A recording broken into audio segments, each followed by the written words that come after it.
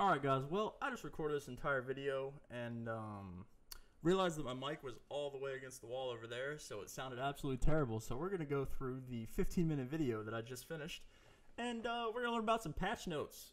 I don't want to do a gameplay because I actually want to read through everything and give you guys my opinion on each bullet point as opposed to just going broad spectrum over a gameplay. So that's what we're going to do again. Starting at the very top of the ARs, we're dialing back some previous buffs to assault rifles to help us close the gap in effectiveness between ARs and SMGs, allowing SMGs to be more effective at firing on the move. Slight reduction to ADS for move speed for all assault rifles, increased reduction to ADS in transition speed for all assault rifles, and then the guns. So before we get into the guns, the slight reduction to ADS move speed for all assault rifles, meaning that if you don't have stock, you're not going to move. I don't know how I feel about that. I don't think that that was an issue. I think that not all ARs already had stock. So I don't agree with the ADS move speed nerf. It definitely a nerf for sure. But I'll have to see how it plays. I actually haven't played yet. My update is currently going behind me. Getting into the ICR, reduced headshot damage and slight reduction in reload speed. I am so happy they nerfed the ICR. This gun was broken. It's my baby, though. It's my favorite gun ever, but I'm happy they nerfed it. The headshot damage, it's going to help, but the majority of your kills are to the body, so I don't agree with not nerfing the overall damage. Headshot damage could come into play at, certain niche gunfights or, randomness, but I don't think it's enough to take the gun out of prevalency or make it any less than it was. That happens when we get further down the patch notes. Don't worry when we get new equipment and stuff like that. Slight reduction in reload speed, that's just a quality of life change. It's going to be annoying to have to deal with. Doesn't do anything to the overall gun. It's just going to be irritating. So, the Vapor isn't really used, so I don't really want to go over it. It's not prevalent. One thing that's not here is the Maddox, and I think the Maddox is better than the ICR without the ICR nerfs as they are right now. I think the Maddox is the better gun, like, probably 80% of the time. I've been going back and forth on most maps trying to figure out what I want to use, and I'm finding myself wishing that I had a Maddox in the majority of my ICR gunfights, if that makes sense. So I think that not touching the Maddox and nerfing the ICR is just going to create even more Maddoxes, especially when we get down to the bottom, like I said before. You guys will see what I'm talking about. Moving into the SMGs, mobility is the primary strength of SMGs, spreading across the map to engage or disengage quickly. Some of those as close-range SMGs were performing quite well, while others struggled to compete with the rest of the category. This week's balancing past levels the playing field between SMGs. The MX-9 Cordite, GKS, and SOG all were touched. The MX-9 got extended damage ranges, meaning the overall damage of the gun was increased at all ranges. High cal isn't really needed anyway. The Cordite, exact same thing. Overall damage increase, and then the GKS and SOG just received operator mod changes, which can't be used anyway. The one noticeable thing here is the Cordite was changed, which is good because it's one of the few SMGs with FMJ. I think it might be the only one, or like one of the two or something like that. And that is really, really important because of armor, and armor is running rampant across pro scrims right now, so having a damage buff to the Cordite along with it being an FMJ SMG might push it into the meta, but I'll have to play obviously to find out. I think the SOG and the Maddox are still going to be better. I could be wrong. I don't use a sub, but we'll have to see. The MX-9, I just don't think it's going to be used, to be honest. I don't think it matters how many buffs it receives. It's just one of those guns that I don't think there's just too many guns that do its job better than it does. So I added a headset to make sure that my sound is good. So, moving on to the attack rifles, we buffed the ABR to be more competitive with the other tactical rifles, while stepping down its operator mod to keep it from becoming a crutch attachment. The Swordfish received some attachment adjustments as well. The ABR extended damage range, meaning the overall damage. Repeater operator mod doesn't matter. Stock slight reduction in movement speed bonus, meaning that stock is not as quick as it was before, and laser 2 don't really matter. You're not going to use laser on this gun, or you might. Who knows?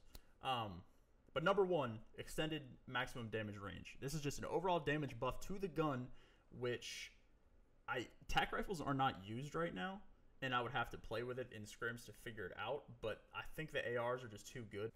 The tac rifles up close are just not good, and when you have a Maddox or an ICR or a SOG or any of those three, having an ABR, you're going to die. I don't think there's a situation where an ABR would be better than an ICR with grip 2. I don't think an ABR is going to be better than a Maddox. I don't think an ABR is going to be better than a SOG in niche situations. The Swordfish is used in S&D, or it was for the most part. I think the ICR has just overpowered it, to be honest with you. High Cal, we don't use it anyway. And the operator mods, obviously, we don't use, so the Swordfish doesn't really have any changes. So the tac rifles overall, I don't think that this is going to bump them into the meta. I think they're going to stay exactly where they are, to be completely honest with you. There's just other guns that do their job better than they do. Same thing with the MX-9. All right, moving into the nitty-gritty of the attachments. Thank you, Based Vonderhaar. Grip 2 reduced ADS flinch mitigation. If you guys have used the Grip 2 ICR, which I'm sure every single person that's watching this video right now has, you shoot it in a straight line. You can fire the full clip of an ICR, and your gun will not move. Your gun will shoot the exact same place, every single bullet in the clip, whatever distance. That's broken. So, reduced ADS flinch mitigation, meaning that if you get shot, it'll recoil and bounce a little bit more. But the thing that is still here is that it's not the ADS recoil, meaning that if you shoot the gun, it's still going to shoot straight. You're still going to shoot exactly in a straight line, perfect laser beam. But if you get shot, that's where this nerf comes into play. Not sure, again, if I agree with it, because you can still technically shoot in a straight line. Say if it's S&D and you're holding an off angle, someone comes around the corner, they're getting lasered. So it's not an overall recoil, it's just if you're being shot at in a gunfight. Skip all the rest because none of those are really used. Down to ELO. This is where the Maddox comes into play. Slightly increased ADS recoil. Most people use ELO on the Maddox, so you could see some people switching to red dot. The ADS recoil just means that if you're not being shot at and you shoot the gun, it'll recoil and bounce a little bit more than it would before. This is different from the Grip 2, so make sure you guys are differentiating there. Flinch mitigation, meaning if you're getting shot, it'll bounce more. ADS recoil, if you're just aimed down sight, it'll bounce more. So that's where the Maddox could receive some nerfs, but people probably just switch to red dot anyway. All right, into specialists. Oh, they touched them all. Oh, they nerfed and buffed them all. Ajax for providing more strategic options to counteract the ballistic shield, and to help ensure the shield isn't activated too often in the same game. Explosives now apply partial damage to the front of the deployed ballistic shield user. Thank you, God. Ballistic shield now takes longer to earn. I'm going to preface this by, I don't know if you guys have seen the Twitter video, but it has like 15,000 likes. It's on firing range. Someone pulled out a ballistic shield and like backed into a corner, and they had 3 people with like a war machine, gravity spikes, and an annihilator shooting at it, and they couldn't kill it. So I think Treyarch saw that video and decided to make some changes. So that's good. It's allowed and competitive. I'm not getting into that.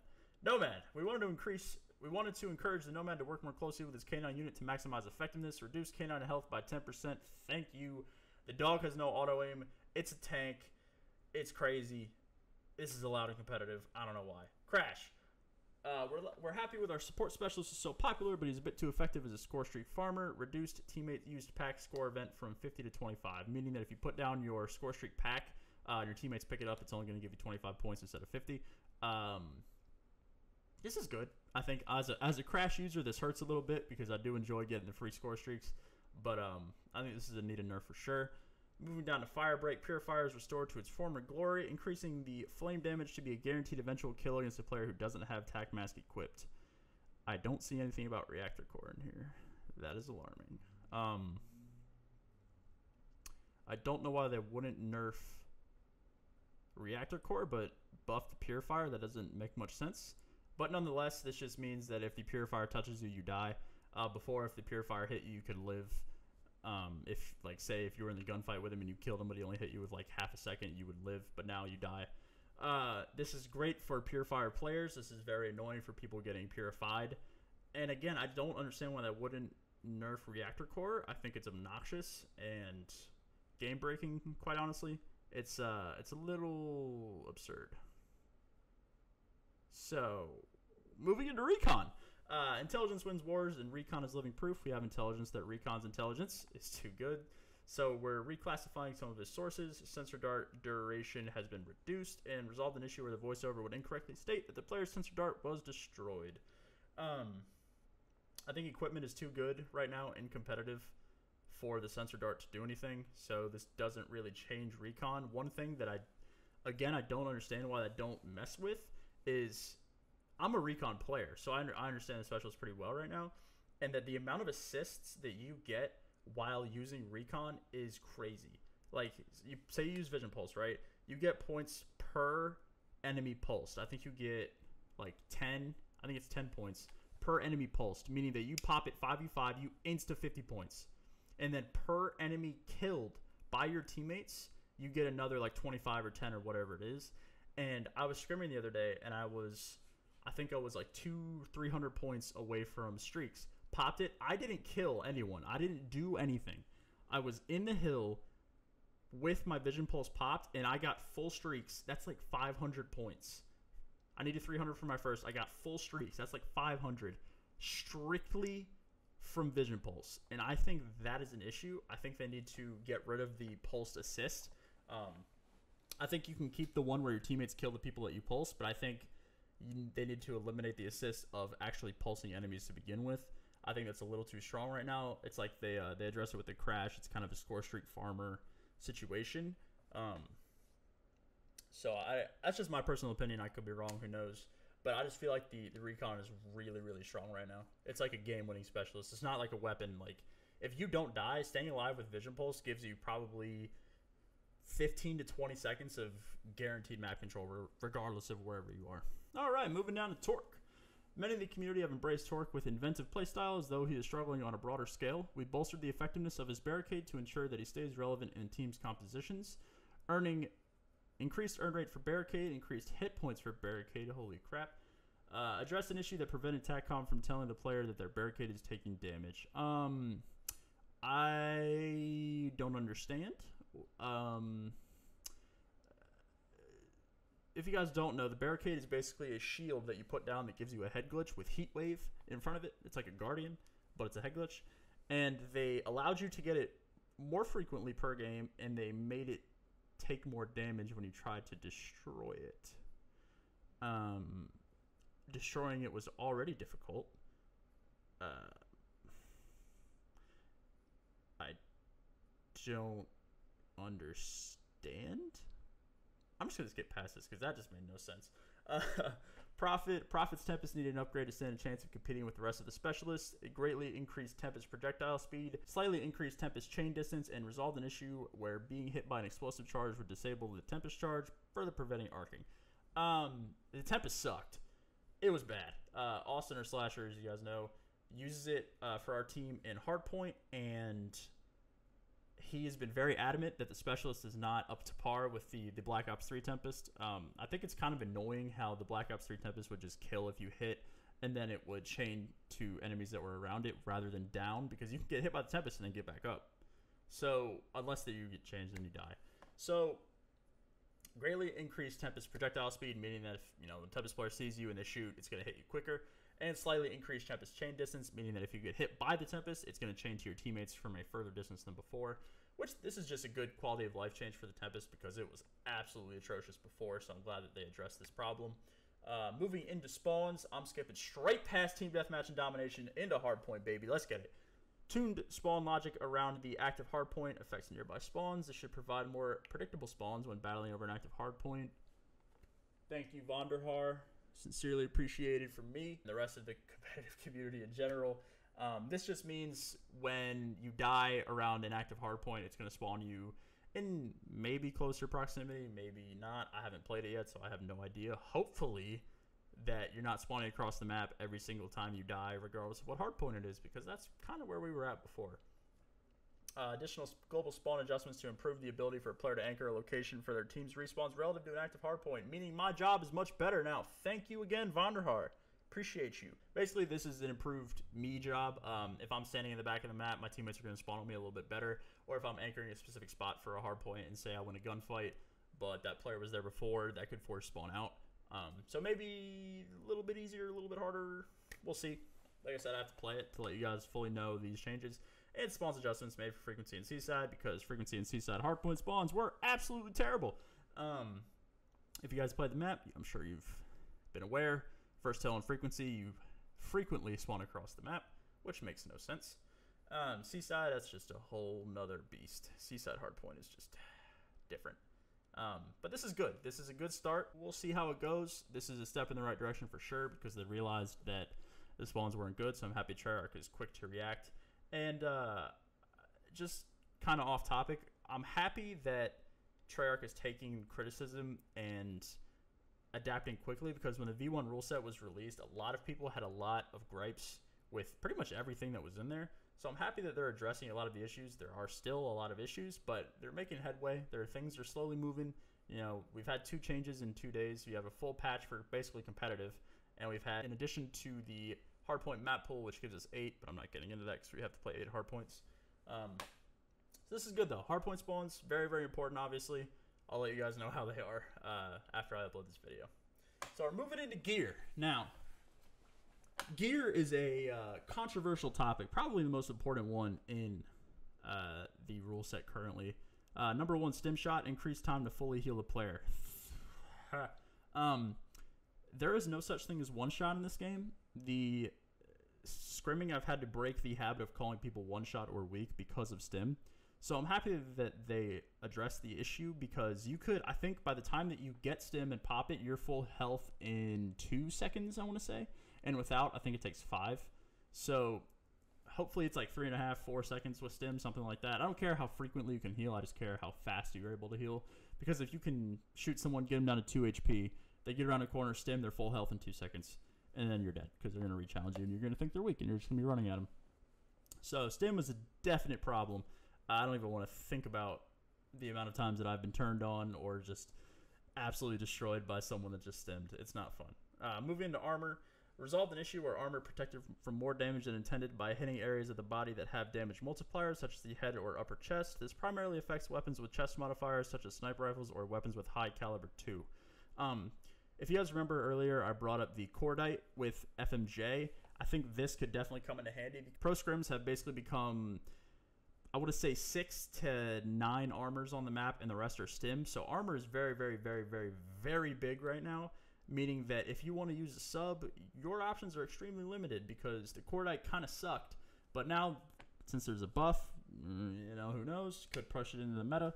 I have to play to find out. And then you have the ICR, or the Rampart for the ARs with FMJ. But armor is just, in general, just annoying to deal with. It's allowed in our rule set for some reason right now. I think it'll eventually be banned, hopefully. Fingers crossed.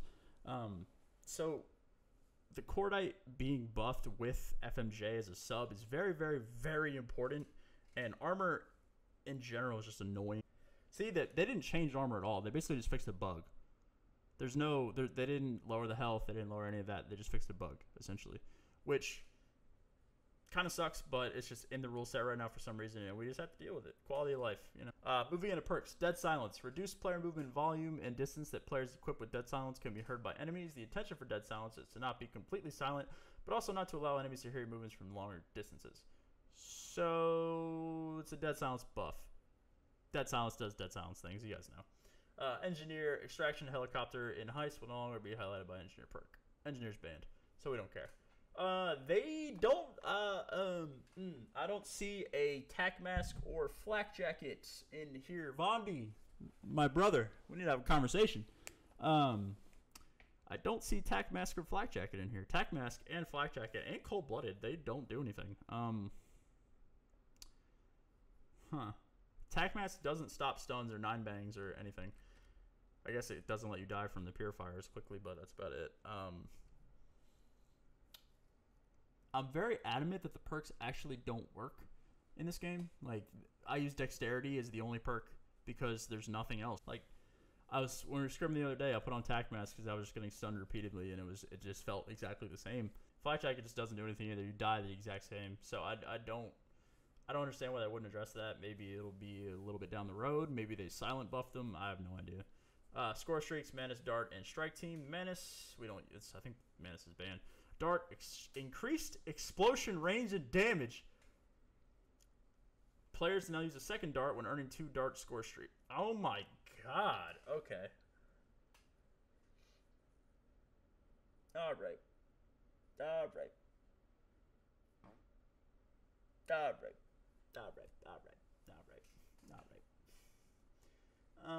That's pretty much it, guys. Most of the stuff is just like maps, as you can see towards the bottom, or game modes and stuff like that.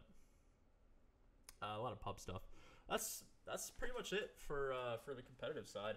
A couple key points. The perks that I wanted to be addressed. The perks that wanted to be addressed were not addressed. There were some some specialist changes that I wanted to see or had hopes for. I didn't see those. There was a lot of progress here for sure. Speaking specifically on like grip 2, stim, armor, things like that. Armor really wasn't touched, but that's just beside the point. Spawns, definitely, that was great. ICR nerf was definitely needed. I think there still need to be some more sub buffs. I don't think that's gonna propel the subs to be, you know, above and beyond what they should be right now. So I think it's still gonna see a bunch of Maddoxes, a bunch of ICRs just for the time being. Yeah, I'll continue to do these videos as more and more patch notes come out. I hope you guys enjoyed and have a good rest of your day.